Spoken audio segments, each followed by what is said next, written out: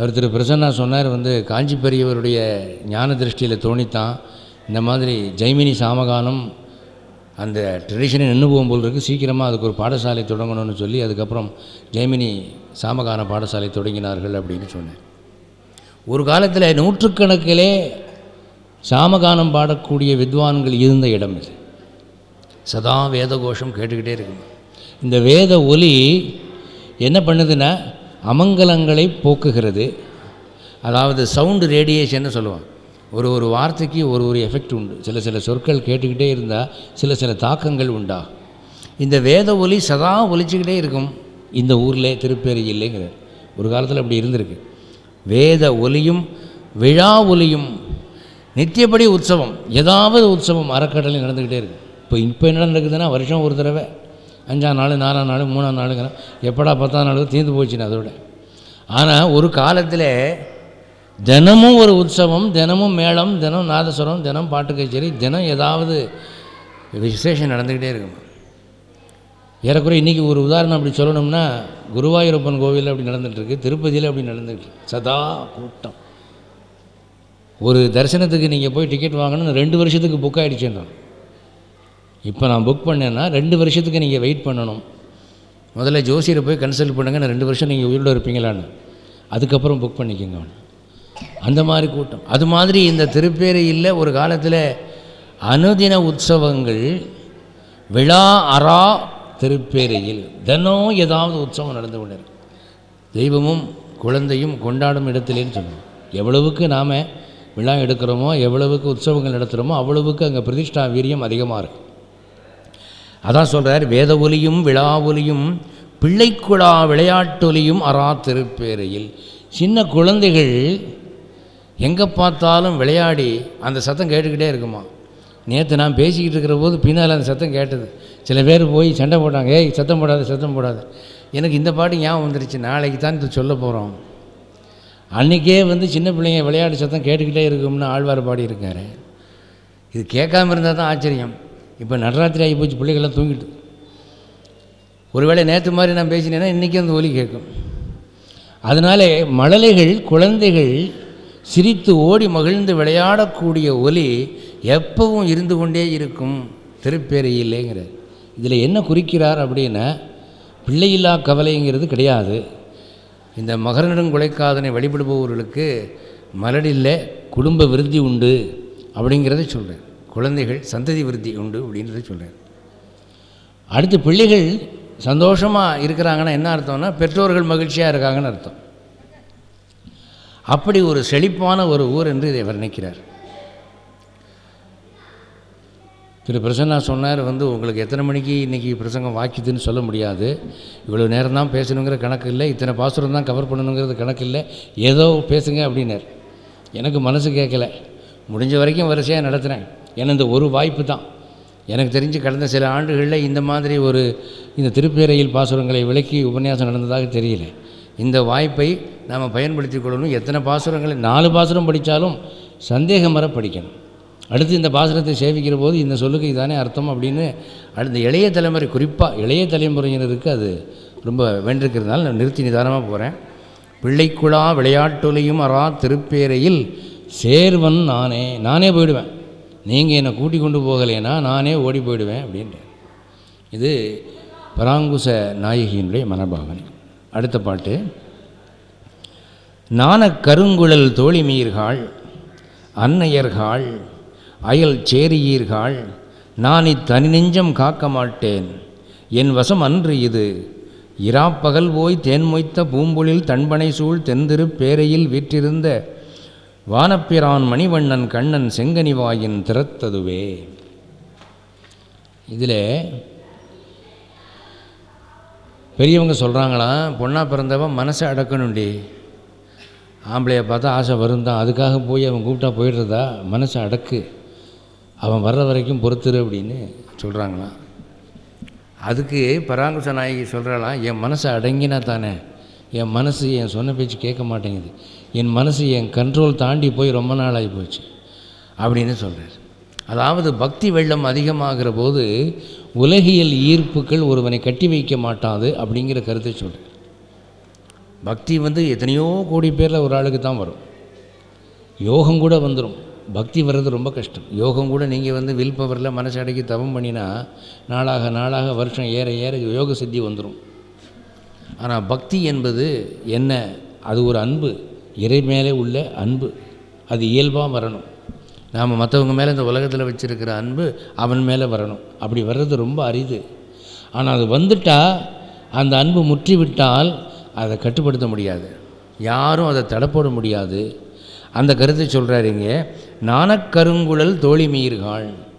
இந்த தோழிகள்லாம், அவளுடைய கூட படித்த பொண்ணுங்கள்லாம் அவள் மேலே அனுதாபப்பட்டு எப்படியெல்லாம் கலகலன்னு சிரித்து பேசிக்கிட்டு இருப்பா. இந்த பெருமாள் காதல் வந்ததிலிருந்து இப்படி முடங்கி இருக்கிறாளே என்று அனுதாபப்பட்டு அவள் பக்கத்திலேயே உட்காந்து ஆறுதல் சொல்லி கொண்டிருக்கிறார்களாம். அந்த பெண்களை வர்ணிக்கிற போது சொல்கிறார், நாணக்கருங்குழல் தோழி. நாணம் என்பது என்ன அப்படின்னா, அந்த காலத்தில் பெண்கள் கூந்தலுக்கு அணிவிக்கக்கூடிய ஒரு கந்தம், ஒரு வாசனை பொருள். தலையில் இப்போ பெர்ஃப்யூம்னு சொல்கிறாங்க இல்லையா, அது மாதிரி கூந்தலில் தடவி கொள்ளக்கூடிய ஒரு வாசனை திரவியமாக நாணம் கருங்குழல் தோழிமீர்கள். அன்னையர்கள் ஒரு அம்மா தான் பெற்றது. ஆனால் அந்த வயசை சேர்ந்தவங்க எல்லாம் வந்து கூடி பேசுகிறதுனால அந்த ஸ்டேஜில் இருக்கிற எல்லாருமே ஒரு தாய்க்குரிய மரியாதையை அனுபவிக்கக்கூடிய தகுதி பெற்றவர்கள். அன்னையர்கள் அயல் சேரியர்கள். அக்கம்பக்கத்து ஊரில் இருந்தெல்லாம் பெண்கள் வந்துட்டாங்களாம். எப்பவுமே நல்ல செய்தின்னா நம்ம போய் கூப்பிடணும், அப்போ தான் வருவாங்க. கூப்பிட்டா கூட சில பேர் வரமாட்டாங்க. ஆனால் ஏதாவது ரசாபாசம் நடந்து போச்சுன்னா கூப்பிட வேண்டிய அவசியமே இல்லை, ஆட்டோமேட்டிக்காக வந்துடுவாங்க. என்ன அப்படி ஆகிப்போச்சாமே, இவன் அவனோட ஓடி போயிட்டாலாமே, இது நிஜம்தானா அப்படின்னு கேட்டு அந்த விஷயத்தை கன்ஃபார்ம் பண்ணாத வரைக்கும் அவங்களுக்கு ஒலை வைக்கிறதுக்கு மனசு வராது. அதனால் சொல்கிறார், அயல் சேரியர்கள், பக்கத்து ஊர்லேருந்து இதுக்காக மெனக்கட்டு வந்திருக்கிற பெண்களே அப்படிங்க. அவங்களுக்கு இந்த விஷயத்தில் ரொம்ப நாட்டம் இருக்குதுங்கிறத அவர் நம்மாழ்வார் சொல்கிறார். அயல் சேரியர்கள் நான் இத்தனி நெஞ்சம் காக்க மாட்டேன். மாட்டேன்னா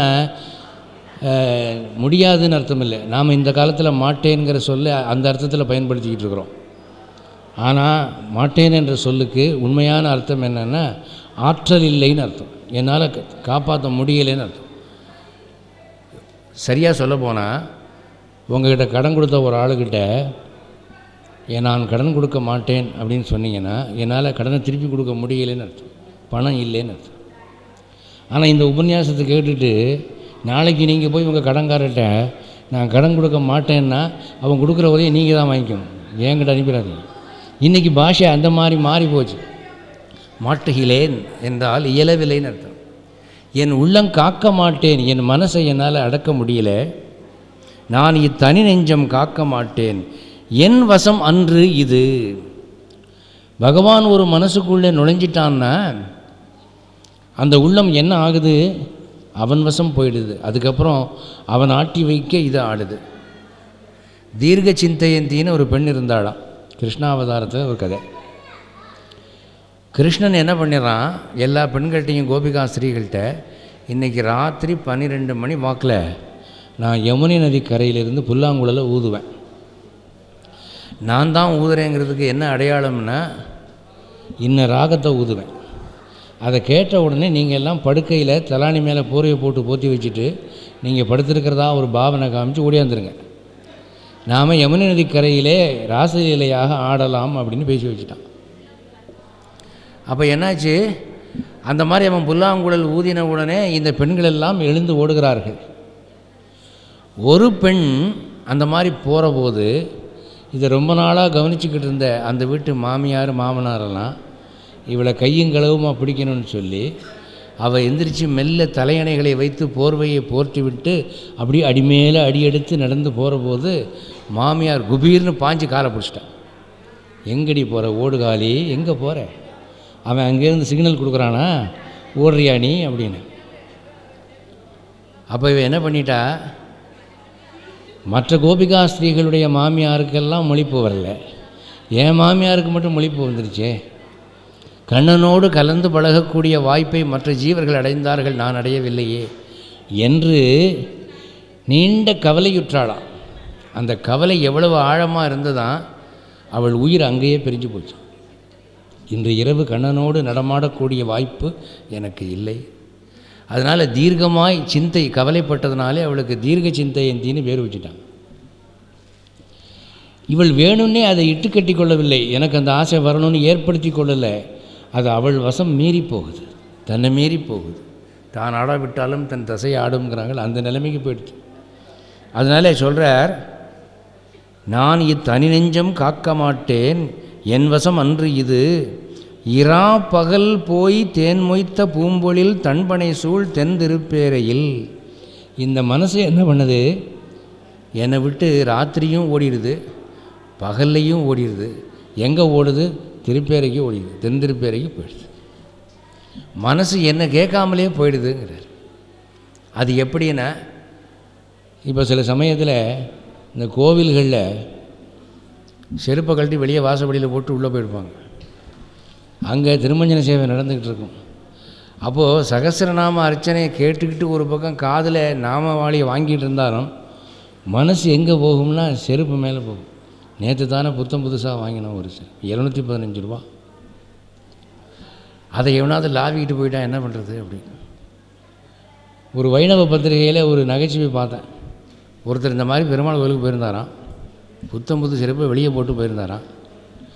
அப்போது அர்ச்சகர் வந்து திருத்துழாய் கொடுத்தார், தீர்த்தம் கொடுத்தார், சடாரி வைக்க மறந்துட்டார். இவருக்கு சடாரி வைக்கலையே, சீக்கிரம் வெளியே போய் செருப்பை பார்க்கணுமே அப்படிங்கிற நினைப்பு. உடனே சொன்னாரா, சாமி செருப்பு சாதிங்க சாமி சீக்கிரம் அப்படின்னார். என்னென்ன சடாரி மேலே என்ன இருக்குது, பாதுகை தானே இருக்குது. ஸோ மனசானது இந்த ரெண்டையும் ஒருமைப்படுத்தி பார்க்குது. தன் செருப்பும் இந்த நம்மாழ்வாருடைய பாதுகைகளும் அவருக்கு வந்து ஐடென்டிஃபிகேஷன் ஆஃப் மிஸ்டேக்கன் ஐடென்டிட்டி இது வந்துருச்சு. சாமி செருப்பு சாதிங்க சாமின்னாரா.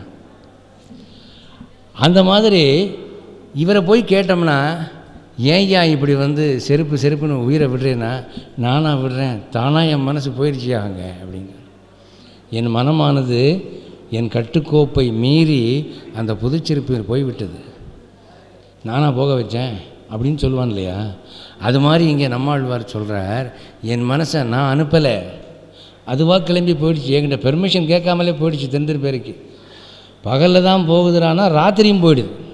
கொஞ்சம் கண்ணை மூடினா கனவில் தென்திருப்பேரை தான் வருது. தூங்குறதே இல்லை நான், அப்படி தூங்கினா வர்ற கனவு இந்த கனவு தான் வருது, தென்திருப்பேரை கனவு தான் எனக்கு வருது. எனவே இரவும் போகிறது, பகலும் போகிறது, என் அனுமதி இல்லாமல் போகிறது என் மனசு அப்படின்னு தாயிடம் கெஞ்சுகிறாள். அம்மா, நான் உன் பேச்சை மீறி கீழ்ப்படியாத பெண்ணாக நடந்துக்கணும்னு நினைக்கல, உனக்கு அடங்கின பெண்ணாக நல்ல பிள்ளைன்னு பேர் வாங்கணுன்னு தான் ஆசைப்பட்றேன்.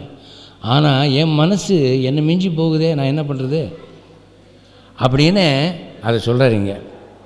இந்த இடத்துல இந்த சாகுந்தலம், காளிதாசனுடைய சாகுந்தலத்தில் ஒரு சுவையான கட்டம். துஷ்யந்த மகாராஜா சகுந்தலையோடு சேர்ந்து புணர்ந்து அவளை பிரிந்து போகிறான்.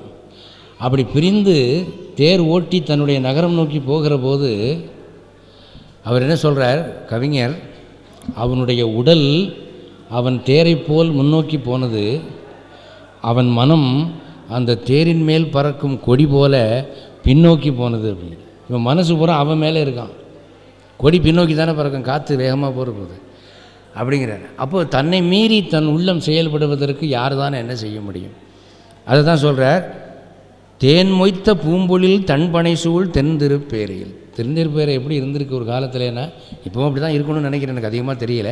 ரொம்ப வளப்பமான வயல் நிறைந்த பூமிங்கிற, தேன் சொட்டக்கூடிய புஷ்பங்கள் நிறைந்த சோலை, தேன் மொய்த்த பூம்பொழில் தன் பனை சூழ் தென்திருப்பேரையில். தேன் சுட்டும் புஷ்பங்களும் வளமான வயல்களும் நிறைந்த தென்திருப்பேரையில். அங்கே யார் இருக்கா? வீற்றிருந்த வானப்பிரான். ஞானப்பிரானை பற்றி கேள்விப்பட்டிருக்கீங்க, வராக பெருமானுக்கு ஞானப்பிரான்னு பேர். வானப்பிரான்கிறார், வைகுண்டத்து பெருமாள். வானம்னா இதில்லை, வைகுண்டம். வைகுண்டத்து பெருமாள் பூலோகத்து மக்கள் மீது உள்ள கருணையினாலே இங்கே தென்திருப்பேரையில் வந்து இருக்கார். அது எதுக்கு? பாடல் பெற்ற திவ்ய தேசங்கள் எதுக்கு அப்படின்னா, மனிதர்கள் மேலே உள்ள கருணையினாலே பகவான் என்ன பண்ணுறான், நாட்டை பல கூறாக பிரித்து ஆங்காங்கே கேம்ப் போடுறான். இங்கெங்கே